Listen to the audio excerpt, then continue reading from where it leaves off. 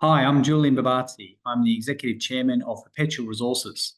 There's a lot going on in the rare earth markets at the moment, and so we thought it would be a good time to update shareholders on our exciting Raptor rare earth project, which is located in the alkaline complex adjacent to a number of other very significant resources like Meteoric's project and Viridis's project. As I said, a lot going on in the rare earths basket at the moment. China has effectively put significant export restrictions on a couple of the key rare earth elements.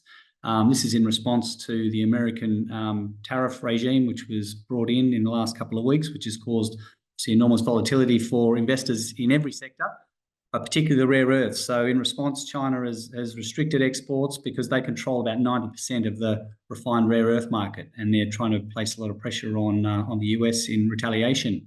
So what that's meant is that rare earth prices are likely to start going up quite significantly relatively soon. We're seeing renewed interest in rare earths because effectively they're going to be harder to get if you're a US-based purchaser of those. And they're very important for a lot of new applications like wind turbines, electric vehicles, and other new applications like that. So, as I said, a lot of interest coming into the rare earth sector.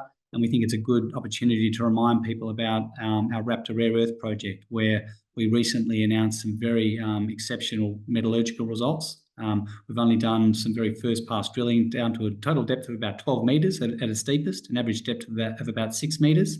And the metallurgical testing program showed very, very strong recoveries of up to 94%, which is really exceptional for any sort of rare earth project, and even for ones in the Caldera complex. Again, we're very high in NdPrs, so the heavy rare earths, which is the most valuable rare earths going around. And so we're pushing forward on our project over the course of 2025.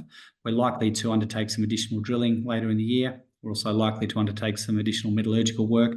And then we're on a path to potentially announcing a JORC resource by the end of the calendar year. So very exciting for us to have a bit more focus back on rare earths after a period of not a lot of interest from investors due to a relatively soft rare earth price. But this new news out of China has really changed the sentiment, and we're excited by the increased interest we're seeing across our company.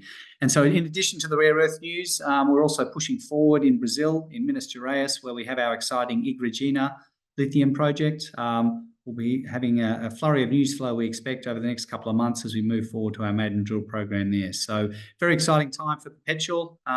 We look forward to updating investors further in future announcements.